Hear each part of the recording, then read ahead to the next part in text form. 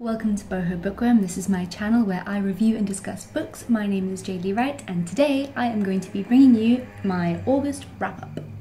I read a lot of books in August. It may not be a lot to you. I read 6 books in total, but to me that is more than I have been able to read in a lot of months combined together. I mean, I have been so busy with work and I don't know what happened in August, to be honest with you, because it was actually one of the busiest months at work, but somehow I just managed to not stop reading, and luckily a lot of the books I read turned out to be 5 to 4 star reads in my reviews, so I think I just had a really good, productive and positive month with books, and it just made me just want to read more and more and more. That being said, I am just going to hop right in and let you know what I read.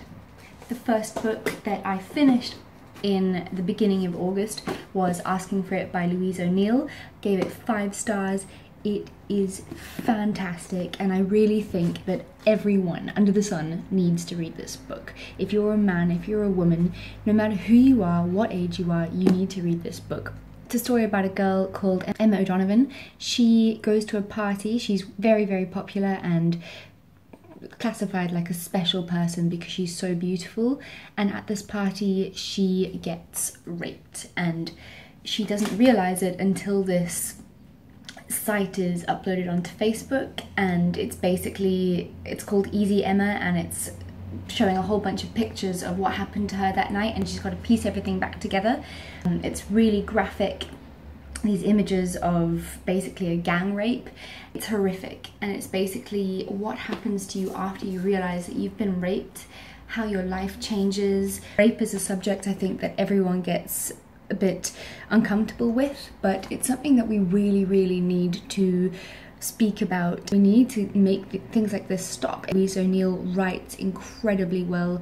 It gave me shivers. It's a book that's going to haunt you for the rest of your life.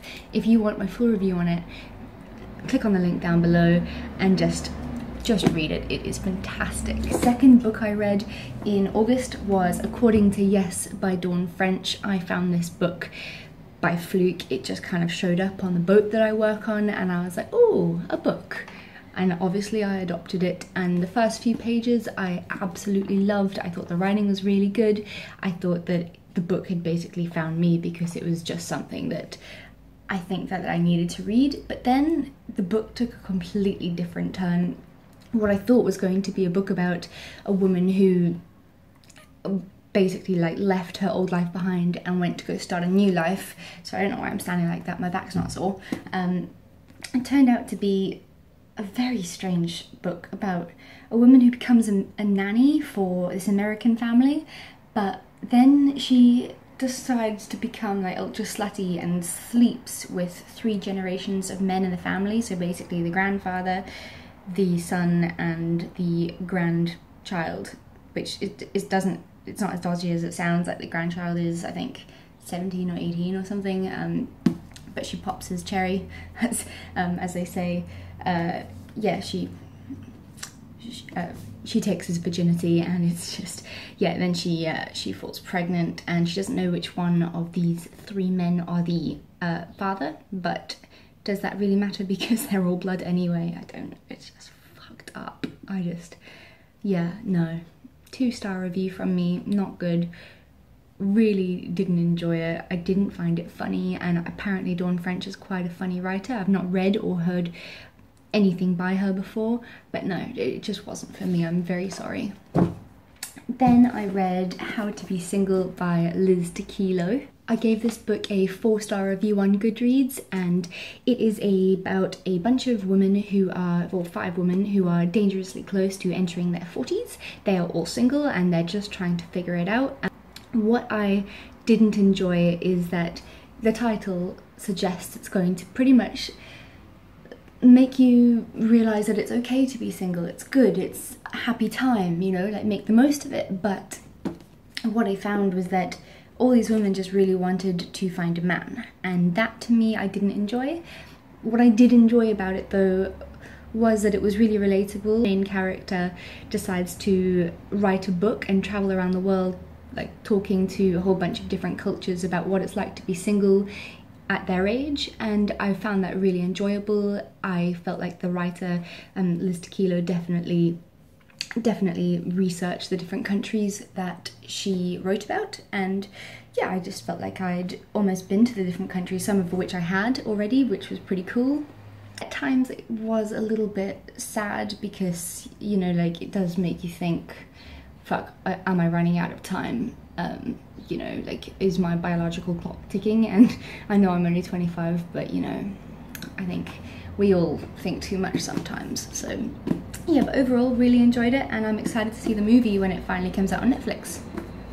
Then, a very controversial book is Harry Potter and the Cursed Child Parts 1 and 2, the special rehearsal edition script, which is based on a story originally by J.K. Rowling, but it is a play written by Tiffany and Jack Thorne. I really enjoyed it. I gave it a 4-star review, but I know many of you didn't enjoy this book, and I think, you know, I get why a lot of people didn't, but I don't reread books ever, and I picked this up and was really nervous to get back into the Harry Potter world because it was a huge part of my childhood, and I was actually really surprised. I enjoyed going back into the Hogwarts world and seeing the characters again and meeting new ones, and I don't know, I really enjoyed it. I thought it was creative, I thought the plot was great, and it made me keep turning the pages. I think I read it in 2 or 3 days. It was quick, and I really enjoyed it. There were a few things I didn't enjoy about it, which were like some of the characters I felt were completely different from the original books, like Ron Weasley for one. I think his character was pathetic, and you know, the original books, I think Ron's character was super like sarcastic and dry in his humor, but this one he was just like, you know, he was just an idiot, and I don't like that. I loved Ron as a character in the original books. And the second character I had a bit of a problem with was Malfoy, and I've said that on a couple of other booktubers videos, and I got a little bit of feedback from other people saying that they think that Malfoy's character showed the most growth and he was good and I shouldn't complain, and I'm not complaining, it's just my opinion that I think the bad boy Malfoy was definitely a major part of the story, and I liked his evil aspect, you know, like, I don't know, I just felt like him teaming up with Hermione, Ron and Harry was just a bit odd. I don't know, but that's just me, and overall I liked it. The trolley witch scene, I felt like that was a bit anime and a bit crazy for me, but yeah, good book. I liked it. I think it's a beautiful book. It's the first hardback I've bought myself in a long time, so I'm quite happy with it. If you've read it, let me know what you thought. I know that it's getting a lot of attention these days, so have a discussion with me down below.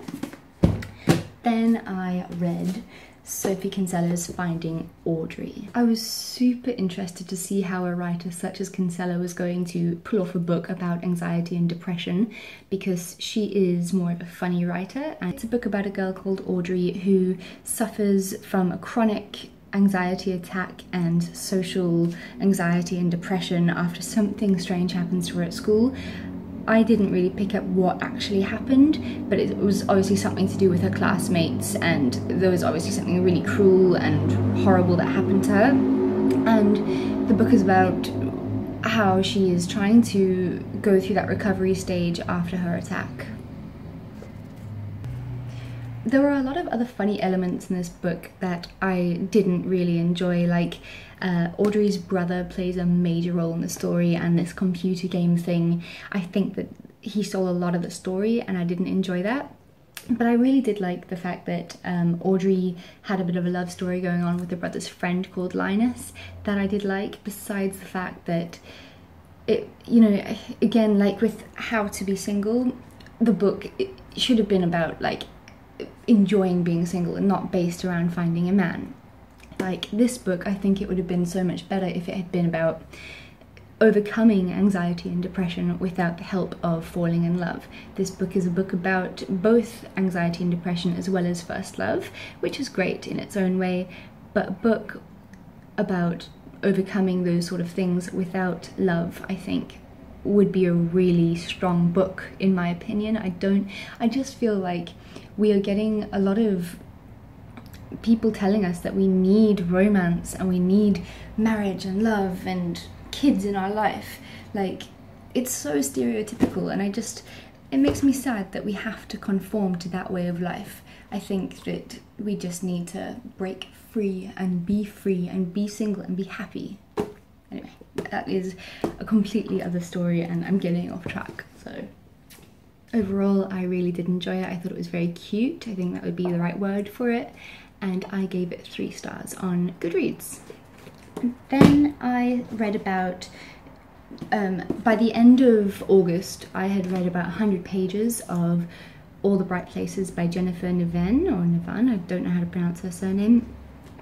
This book is beautiful. I'm still not finished with it. I'm almost done. And my god, it says The Next Fault in Our Stars. This is it. And that was said by The Guardian. I think it surpasses The Fault in Our Stars. I think it is such a beautiful book, but I'm not finished yet, so I'm gonna wait until I've finished it to give you my full review, which will be with the end of September wrap up, I guess. Anyway, that's what I read. Let me know what you read and what you're currently reading, if you've got any recommendations, and yeah, if you've read any of these, chat about them in the comments down below, because I always love to hear your thoughts. Have a lovely September, guys, and I'll chat to you soon. Bye!